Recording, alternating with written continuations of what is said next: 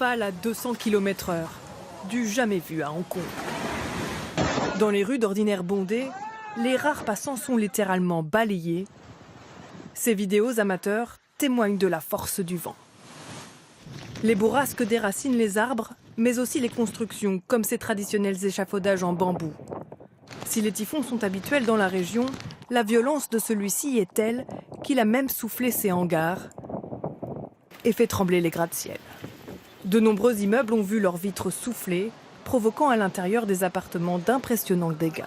Vous voyez derrière moi, nous avons protégé les fenêtres avec du ruban adhésif pour pas qu'elles explosent. C'est hallucinant, c'est la première fois, ça fait 18 ans que je suis ici, c'est la première fois que l'on voit un typhon de cette ampleur-là. Depuis leurs fenêtres, les Hongkongais ont assisté impuissants aux assauts du vent sur leur ville. Dans cet hôtel, les baies vitrées n'ont pas résisté à l'attaque des vagues. La salle de restaurant est en un rien de temps submergée. Je prenais mon petit déjeuner lorsqu'on a entendu un énorme bruit. Tout le monde s'est levé. On ne savait pas ce que c'était.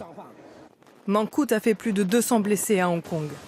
L'œil du typhon est passé à une centaine de kilomètres au sud de la mégapole, plus près de Macao, qu'il n'a pas épargné et où les autorités ont ordonné pour la première fois la fermeture de tous les casinos de la ville. Ce soir, le super typhon poursuit sa route vers la Chine continentale. Le gouvernement de Pékin a placé le pays en alerte rouge et a déjà fait évacuer plus de 2 millions de personnes.